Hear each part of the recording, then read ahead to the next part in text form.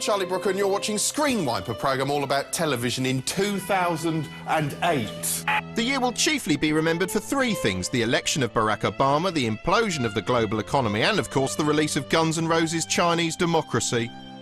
Throughout the year, for the most part, TV trod water, still scarred by memories of 2007, in which the world and his dog accused it of being a lying, cheating scumbag. TV largely played it safe, with the biggest controversy of the year emanating from the world of radio instead. So what did happen on TV during 2008? Well, this did. The first month, aka January, began with EastEnders kicking off the year in cheery style with a half-hour episode consisting of nothing but Doc Cotton dictating a heartbreaking message about the limitations of love to a sick old man via a tape recorder. Hello, Jim. It's me, Dorothy. I'm sitting here in the kitchen and I'm talking to you. Now, I know some viewers have complained I've been doing too much mock wanking this series and that it's puerile and unnecessary, but come on, look at this. I'm in the kitchen at the table. Oh, she's all on her own in the kitchen. Oh. Everybody is missing you, and they're praying for you. Anyway, this single-handed experiment proved so successful, EastEnders bosses are currently planning a one-off 16-hour special in which Ian Beale sits in an airing cupboard singing to his thumb. Speaking of which, January also saw the arrival of a terrifying episode of Horizon in which a group of volunteers were locked in an underground bunker and subjected to various forms of total sensory deprivation until their very souls started dribbling out of their ears. There's a snake there. She's just going along. That is mental. I mean, who'd voluntarily sit around in a tiny cell-like room for hours with nothing but their own thoughts for company until they started just talking out loud just to keep themselves sane? In the next month, February, former Atomic Kitten pop starlet turned unfortunate tabloid fodder Kerry Katona gave birth on TV in a startling episode of her MTV reality series.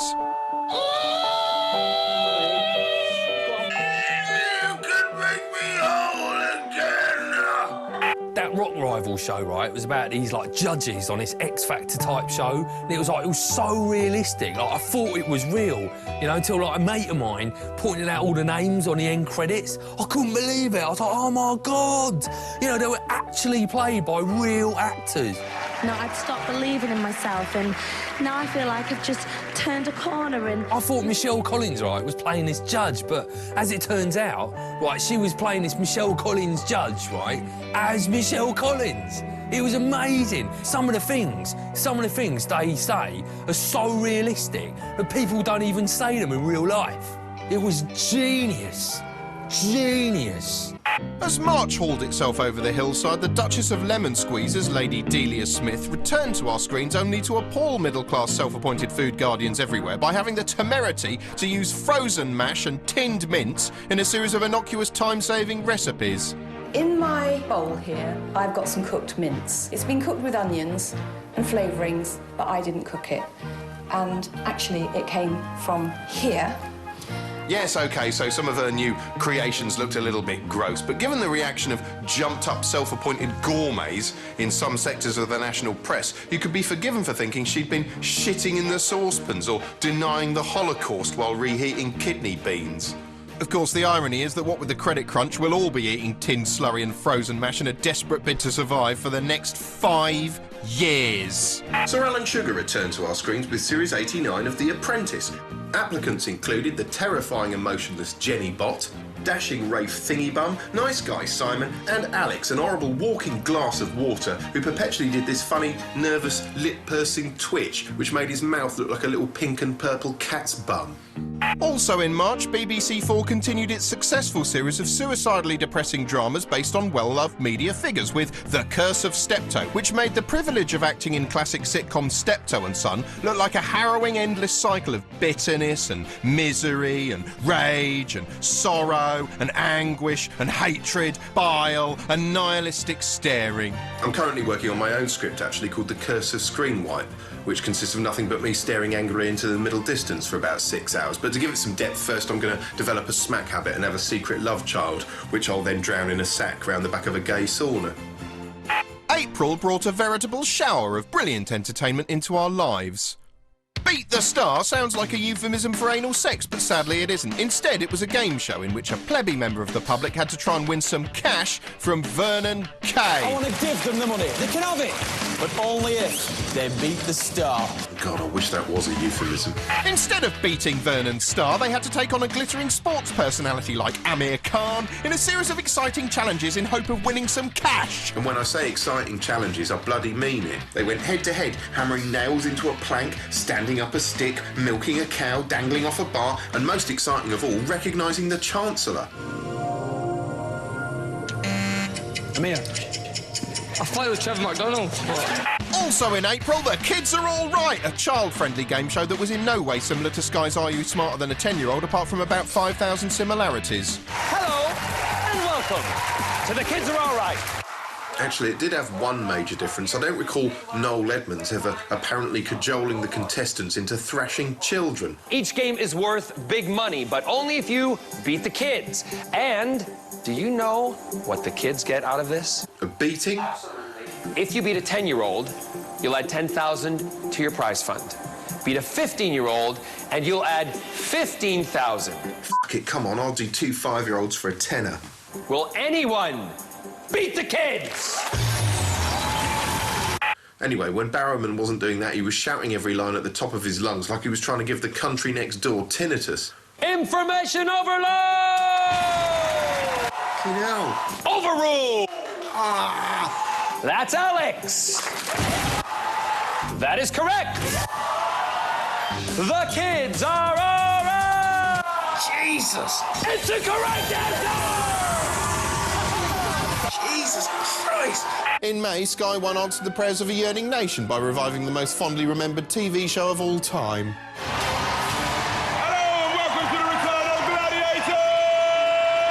The new version was a stunning mix of familiar challenges and exciting new gladiators, namely Farmhand, Receptionist, Jeffrey, MILF, Bastard, Camel Toe, Lubricant, Dorito, Pouch, Michael Hutchins, Septum, and Brezhnev.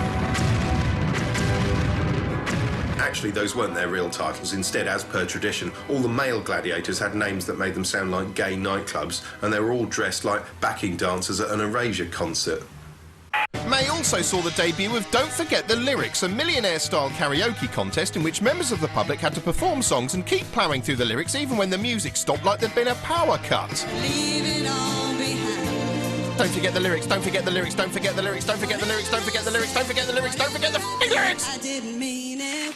Clearly, this was so entertaining, ITV wanted a piece of the action itself, so it quickly introduced Who Dares Sings, which was, as unlikely as it sounds, a poor man's Don't Forget the Lyrics, fronted by squawking fun commandant Denise Van Schoutem and Ben Shepherd, a man with less personality than a wireframe diagram of a dentist's chair. Aside from some devastatingly shit performances, Spread my wings and fly away. I believe I can soar. it also contained horrific mass sing-alongs, essentially a nightmare vision of Britain's inevitable future in which every citizen is herded into a studio at gunpoint and forced to take part in the X Factor.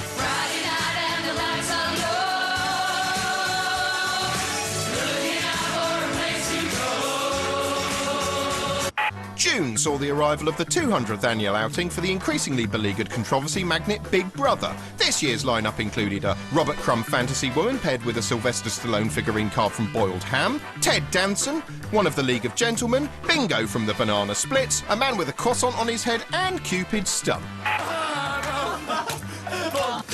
This lot look like a fun bunch. I can't wait to see what light-hearted hijinks they're going to get up to.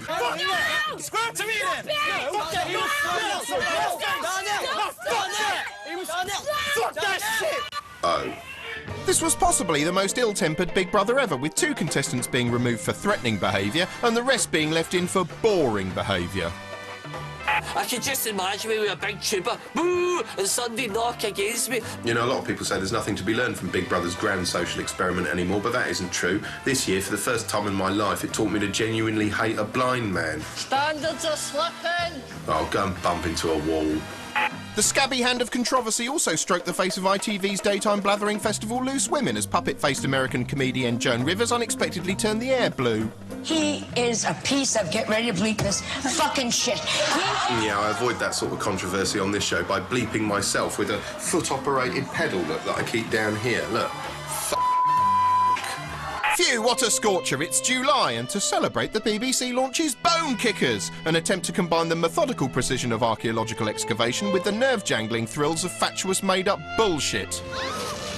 But drama wasn't all bad this year. The BBC also brought us the gripping criminal justice, while FX screened the 5th and final series of the sublime crime drama, The Wire. August saw the start of the Beijing Olympics. The games themselves opened with a spectacular opening ceremony, which, thanks to draconian legal issues, we can't show you. But neither could Sky News, at least not on the night. They had to make do with plopping Jeremy Thompson somewhere sort of near the Bird's Nest Stadium and making him wobble on about how amazing it all wasn't. Out here we can give you an impression of the lights that are lighting up the night sky. Then it turned out these fireworks weren't made of real fire at all, but pixels. Although they were real enough when this dimbo reportress tried to do a piece to camera in front of them on cheapo news network Russia Today. From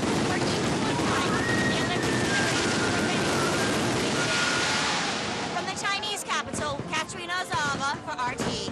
Anyway, when they'd done complaining about fake fireworks, the journalists moved on to cover slightly less weighty topics like the ongoing oppression of free speech. While trying to cover a slightly feeble-throated Free Tibet protest, ITN's John Ray was manhandled by the Chinese fuzz. Unable to shout them into understanding English, the distinguished journo was left looking a bit like a man having his ice cream van repossessed. I hope to see you later. Relations between the British news media and the Chinese had fallen to an all-time low, and then something weird happened. We started winning. And not just a bit, but a lot. Suddenly, the nasty Beijing Games were the best Olympics ever. Still impressive though these achievements were, my favourite British athlete at the Games was former Olympian James Cracknell, who turned up repeatedly on Super Slick News at 10 to wow the nation with his prowess at the 200 metres pause. James Cracknell will be here on News at 10 every night with his highlights of the day. James. Thanks, Mark. And here he is with his highlights of the rest of the day's action. Day 4 of the Games and here he is with his highlights of the rest of the day's action. James. Thanks, Mark. It's been a real privilege. But not all the world's reporters were covering the Games, because some of them were busy with a little war between Russia and Georgia. As well as providing great pictures, it was a good chance for the network's war correspondents to flex those flak-jacketed muscles. You know, there's a fun game a lot of these guys play where they obviously run into position and start recording a link and try and get the timing just right so the camera can pull out to reveal that, hey, our hero was standing there all along. And the absolute master at this has to be ITN's Julian Mannion. The Georgian government insists that its troops have not been humiliated. Oh, lovely reveal. Condoleezza Rice's swiftly arranged visit is intended as a strong demonstration of support for the embattled Georgian president. Oh, now that is a good reveal, and 36 bonus points for catching the Secret Service guy nipping off for a piss. Anyway, the stiff upper lip of us Brits was in stark contrast to Fox's all-American Steve Harrigan, who seemed to spend all his time during the war running away like a pussy. We are going to get out of here right now, because the bombing is coming closer. Oh, is the little man scared of the war? There's just a text message to journalists from the BBC that said, get out now. We don't know why. We're getting out now. Boo-hoo. Boo-hoo, Steve. Georgian forces, Malcha, have begun to fire at journalists with pistols. And when he wasn't chickening out of a bullet in the lung like a fucking coward, he was failing to help an old woman with her bags. She says she doesn't know who's to blame. She doesn't know where to point the fingers. But she also doesn't know where she's going to sleep tonight. Well, give her a hand, then, you The news starts now. Fox News is the master at sanitising this kind of thing when it wasn't pimping the footage until it resembled a previously on segment at the start of an episode of CSI. It was telling viewers why they should care. Here's why you should care. Because our fellow human beings are being killed? First, there's a major oil pipeline in that area. After August, as if by magic, September appeared, ushering in a perplexing new vehicle for Noel Edmonds, which started off sounding like a political rally. Are you unhappy with life in Britain today? Yeah. Are you concerned with the lack of respect, compassion and freedom in our society? Yeah! Would you like to be part of a fairer, more caring Britain? Yeah, and I'll kill anyone who disagrees. You clearly feel frustrated and at times angry at the tidal wave of new rules, regulations and laws that have been introduced in the name of health and safety, security or the environment. Oh, yeah, bloody health and safety and security and the environment. I hate them. Well, the politicians, they've had their turn. Yeah, it's an uprising. Come on. It's down to you, me, them and everyone who wants to live in a more caring society. Is it going to involve any work?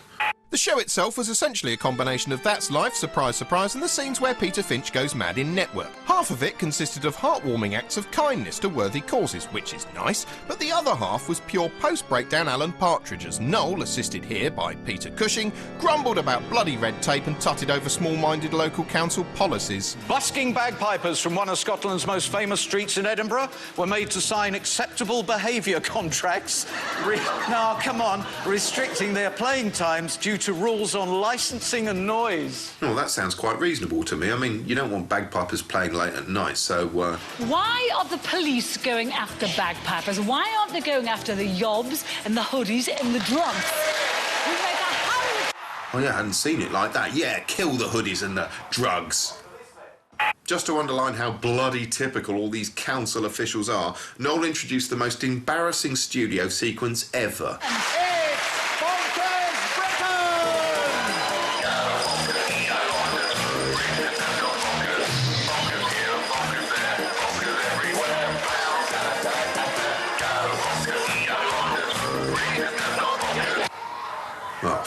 Britain. I reckon my favourite programme of the year, right, was probably that ITV2 thing with like all those celebrities on an aeroplane, Celeb Air or something like that, I think it was called. Like, you actually got to see how like Chico coped with like being on a plane serving peanuts and looking at luggage and stuff. It was fucking genius. It was like the actual Chico. Every time the plane took off, I was praying that it wasn't going to crash. Like, literally, on my knees, praying. Like, no, God, don't you dare kill that aeroplane. I don't think the nation could cope without this show. You know, actually, if they had crashed, I think, you know, they could have kept the cameras running and, you know, filmed everyone lying around dead in a field with all the bodies going all mushy, and it might have even been better. Some job titles lost a lot of their value throughout 2008. Jobs like stockbroker or estate agent or TV judge. The panel of self-important TV judges has been a staple of TV talent contests for a while now, but this year the position seemed so wildly oversubscribed it seemed any f***er would do in more or less any role. I mean, I can just about see the virtue in letting snail-faced human smug swamp Piers Morgan decide whether the contestants on Britain's Got Talent have actually got talent. Because A, none of them have, so you need a champion bullshitter to help fill the embarrassing gap. And for representing every hard-working mum in Britain, I love you. And B, he's sitting next to Amanda Holden, so even if he did nothing but go the whole time, he'd seem overqualified by comparison.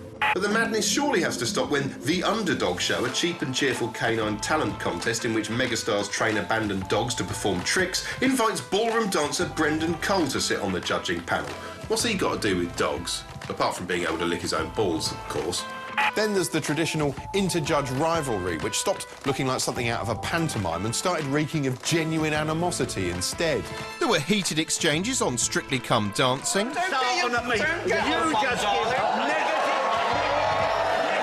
You never give us a positive, and you get on my wick.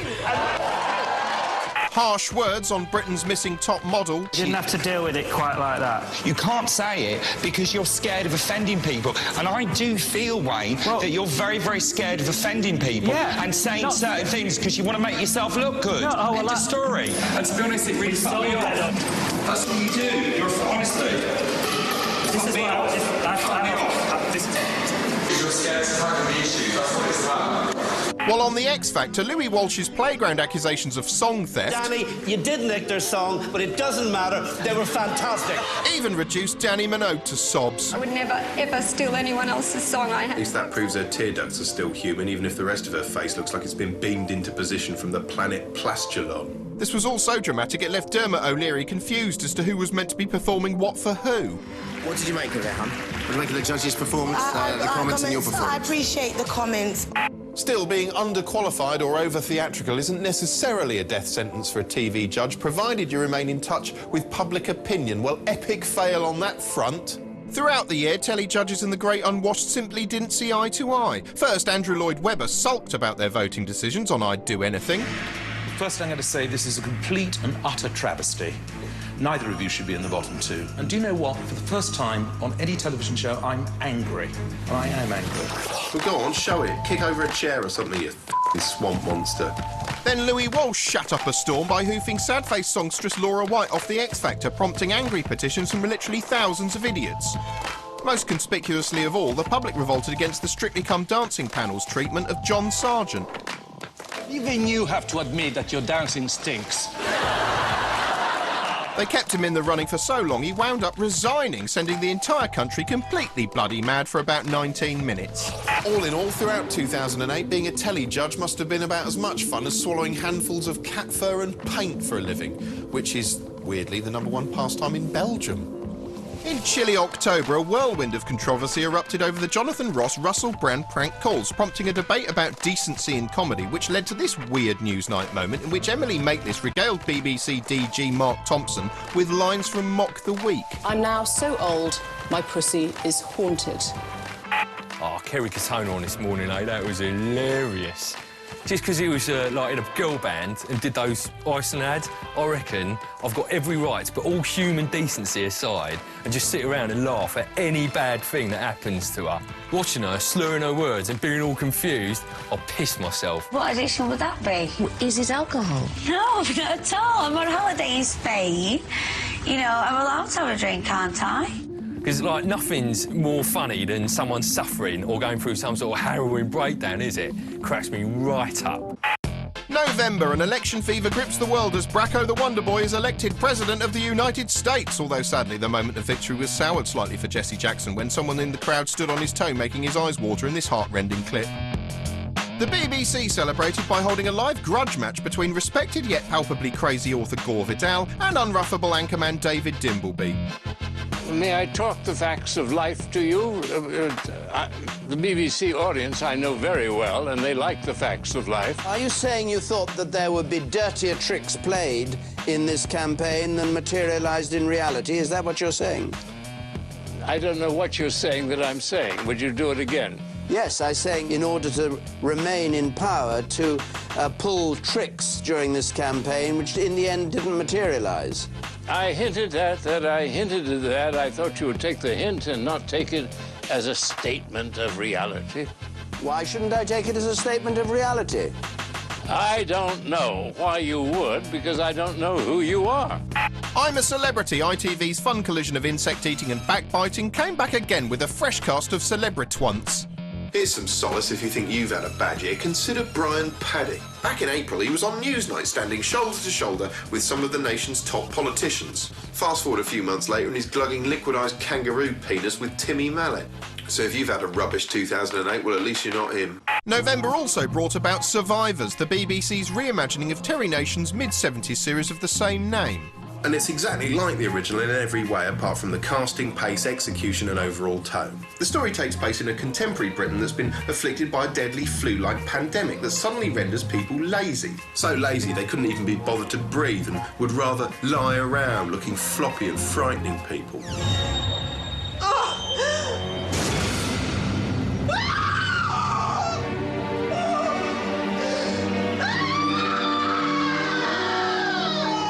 Actually, the show couldn't quite make up its mind how the disease worked because some people got sick and sweaty and deteriorated slowly, while others looked perfectly healthy until the final moment when some kind of invisible deadline kicked in and they all died together in serene solidarity. See, say what you like about us British, we're punctual and we're clean. None of this shitting out our internal organs in a screaming, blubbering heap for us. No, we just laid down and died in neat piles. I bet France was a f***ing toilet. As you've just seen, not everyone died, which is just as well, because otherwise the series would have starred 2 cockroaches and a deer or something. 1% of the population survived the bug, although not without suffering a few curious side effects. Max Beasley's character, for instance, was left with a sort of intense brooding squint which kicked in every 5 minutes, leaving him unable to talk. While Zoe Tapper's Dr. Thingamajig had her entire personality wiped out by the virus. Worst of all, Julie Graham, playing Abby Grant, suffered some kind of bizarre mental damage, which turned her into an irritating, huffy mum figure who kept whining on and on and on about going to find her poxy son Peter, who we'd never actually seen, so we didn't give a toss about. I have to find Peter now. Peter! I'm looking for my son, Peter. Yeah, I'll tell you what, I saw him a second ago. He was heading that way, somewhere off the screen somewhere. Why don't you go and look for him? Sometimes now, when I think of Peter, I can't remember his face. Oh, good start. Now work on forgetting his f***ing name. Anyway, Abby and co are strikingly middle-class survivors. The virus has largely wiped out Britain's working classes, apart from 1 or 2 who've been turned into implausible villains. Sort of chavs from hell. What are we having? We came back because we like you. Lenny really likes you. You go first, Len, I'll join you. Anyway, with most of Britain's bin men and bus drivers lying inconveniently dead and the rest gone feral, the entire infrastructure has collapsed, which means our middle-class survivors quickly learn they'll have to go all Ray Mears to survive. We're going to have to relearn the skills we've forgotten. We've become like helpless babies, pushing the buttons of our fancy technology whilst distancing ourselves further every day from the reality of what it actually is to be human. Huh? Anyway, as the series progressed, it settled into a sort of half-good, half-bad groove. On the one hand, there was lots of agreeably bleak post-apocalyptic horridness to enjoy. And on the other, there were regular concessions to regulation BBC cosy chummy niceness, which sometimes left the band of survivors looking more like the f***ing Oxo family. December saw The X Factor whale its way towards a climax as viewers were treated to more heightened emotion than you'll find at 1,000 Italian weddings. Owen Quigg made a particular arse of himself when Diana Vickers got the heave-ho, reacting like a 4-year-old whose puppy's just been stolen by an evil tree monster in a haunted forest, throwing himself at her again and again and again, sometimes before she'd finished singing.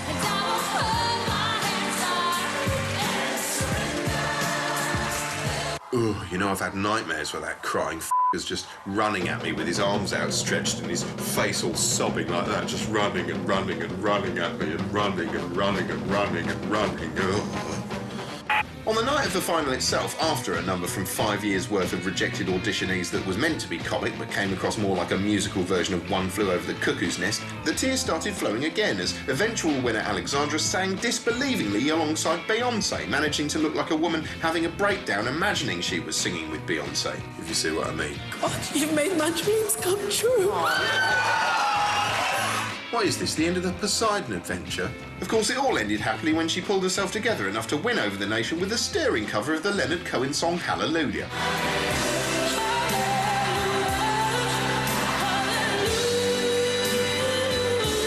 Which has now been ruined forever as a song destined to be played at thick people's funerals.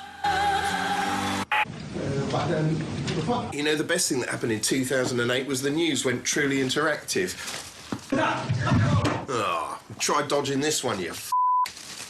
So that was 2008. Next year is going to be called 2009 by all accounts. All that remains for me to say is Merry Christmas, Happy New Year. Yeah, go away. Oh, and finally, just to annoy the continuity announcer, we're going to childishly roll our end credits over some footage of a bottom in front of a microphone so you can imagine it speaking if they decide to talk all over it.